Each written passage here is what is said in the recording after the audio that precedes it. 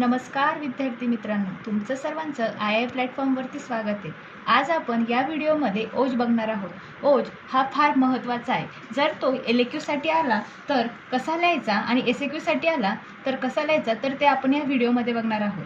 त्यामध्ये सुरुवातीला जर ओज LAQ-साठी आला तर आपल्याला सुरुवातीला निरुक्ती, व्याख्या, प्रकार, स्थान, प्रमाण, त्याचबरोबर त्याचे गुण, कार्य आणि ओजक्षय लिहिणं फार महत्त्वाचं आहे। आणि जर SAQ-साठी आला तर आपण व्याख्या लिहून ओजक्षय आणि ओजवृद्धी या 3 गोष्टी लिहिल्या तरी सफिशियंट आहे। त्यानंतर आपण आता व्युत्पत्ती बघूया। ओजाची व्युत्पत्ती ही उपज धातू आणि असून प्रत्यय लागून ओजाची व्युत्पत्ती झाली। त्यानंतर निरुक्ती, ऊर्जयति बलम वर्धयति प्राणान वा धारयति इति ओजम। ऊर्जयति बलम, ओज हा शरीराला ऊर्जा देणारा, शरीराला बल देणारा, त्याचबरोबर प्राणाचे धारण करणारा आहे। आता आपण ओजाचे पर्याय बघूया। पर्यायमध्ये सर्वात प्रथम बल। बल काय तर आपल्याला शरीराला बल देण्याचे कार्य ओज करतो, त्यामुळे बल हा ओजाचा पर्याय आहे। त्यानंतर तेज, धातू तेज आणि प्राण, प्राणाचे धारण करणारा आहे, त्यामुळे याच्या पर्यायी नावामध्ये प्राणाचा समावेश झाला आहे। त्यानंतर आपण आता व्याख्या बघूया। व्याख्यामध्ये ओजस्तु तेजो धातूना शुक्रांतानां परम स्मृतम हृदयस्थमपि व्यापी देहास्ति निबंधनम। यामध्ये रस धातूपासून ते शुक्र धातूपर्यंतचा धातूचा उत्कृष्ट सार भाग अंश याला ओज असे म्हणतात। जो रस धातूपासून ते शुक्र धातूपर्यंतचा जो सार भाग आहे याला आपण ओज असे म्हणतो। सार असल्या कारणाने शरीराला बल किंवा बल देण्याचे कार्य हा ओज धातू करतो। त्यानंतर ओजाचे 2 प्रकार पडतात। आता 2 प्रकार कुठले तर पहिला म्हणजे परओज आणि दुसरा म्हणजे अपरोज।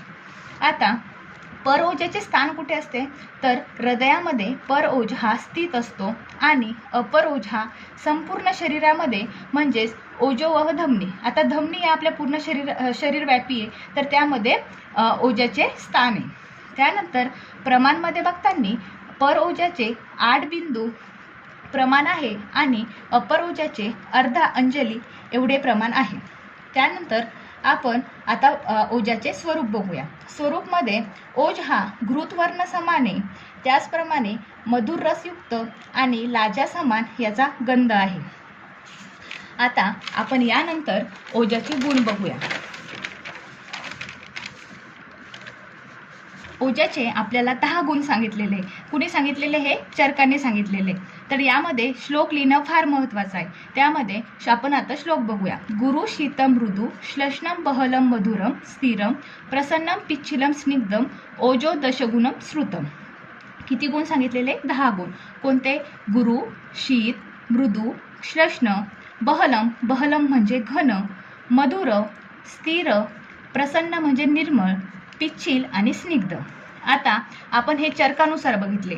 आता आपण अष्टांग हृदयानुसार बघूया। तर यामध्ये श्लोक आहे ओजम सोमात्मकम स्निग्धम शुक्लम शीतम स्थिरम सरम विव्यक्तम मृदुम मृत्स्नम च प्राणायतम च उत्तमम।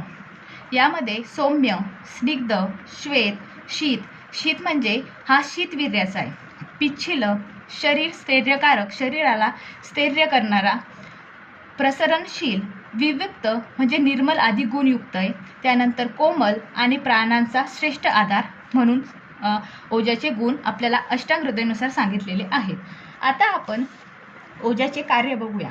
तर देहाच्या आश्रयाने राहणारा विविध भावपदार्थ ओजापासून निर्माण होतात। यानंतर जे स्थिर असताना मनुष्य जिवंत असतो तो म्हणजे ओज, आणि जर ओजाचा नाश झाला तर मनुष्य शरीराचा नाश होतो।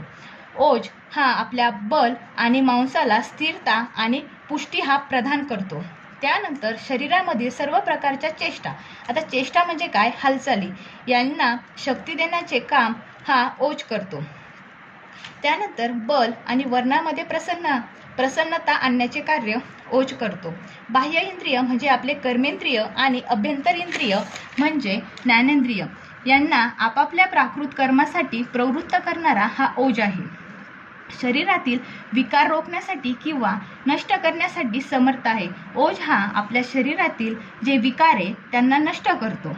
त्यानंतर ओजाला व्याधिक्षमत्व असे सुद्धा म्हणतात. आता व्याधिक्षमत्व म्हणण्याचे कारण काय, तर ओज हा आपल्या शरीरातील विकार रोखण्यासाठी फार महत्त्वाचा आहे. त्यामुळे आपण ओजाला व्याधिक्षमत्व असे सुद्धा म्हणू शकतो. त्यानंतर सर्वात महत्त्वाचं म्हणजे जर आपल्या शरीरामध्ये ओजाचा क्षय झाला तर ओजाचा क्षय कोणत्या कारणामुळे होतो, तर त्यामध्ये आपण आता बघूया. सर्वात प्रथम अभिघात, धातुक्षय. जर शरीरामध्ये धातूचा क्षय झाला तर ओजाचा सुद्धा क्षय होतो. का होतो, तर आपण बघितलं रस धातूपासून ते शुक्र धातूपर्यंतचा संपूर्ण सार हा ओज आहे. त्यामुळे जर धातूचा क्षय झाला तर ओजाचा सुद्धा क्षय होतो. क्रोध, चिंता, शोक आणि भूक लागल्यावर अन्न सेवन न करणे. अनशन म्हणजे आपल्याला भूक लागली असता आपण अन्न सेवन करणं टाळतो, यावेळी सुद्धा ओजाचा क्षय होतो. त्यानंतर अत्याधिक कष्ट, आपल्या कॅपॅसिटीपेक्षा अधिक कष्ट करणे, यामुळे सुद्धा ओजक्षय होतो. आता आपण लक्षणं बघूया. जर ओजक्षय झाला तर आपल्या शरीरावरती त्याची कुठली कुठली लक्षणे दिसतात, त्यामध्ये बिभेती म्हणजे नेहमी भीती वाटल्यासारखं वाटणे. इंद्रिय दुर्बलता, इंद्रियामध्ये दुर्बलता आपल्याला दिसून येते. शरीरामध्ये थकावट येते. मन आपलं कमजोर, शरीरामध्ये रुक्षता येते, कृशता येते आणि धातुपाक होतो आणि कष्ट करण्याची आपल्यामध्ये ताकद नसते. आपण जर थोडंसुद्धा जर काम केलं तर आपल्याला लगेच थकवा निर्माण होतो. त्यानंतर ओजवृद्धी. आता जर आपल्या शरीरामध्ये ओजाची वृद्धी झाली तर आपल्याला शरीराची ताकद वाढते, शरीराचे पोषण आणि तर्पण होते. अशा प्रकारे आपण ओजाचे क्षय आणि वृद्धीचे लक्षणं बघितली आहे. यामध्ये ओज जर आला तर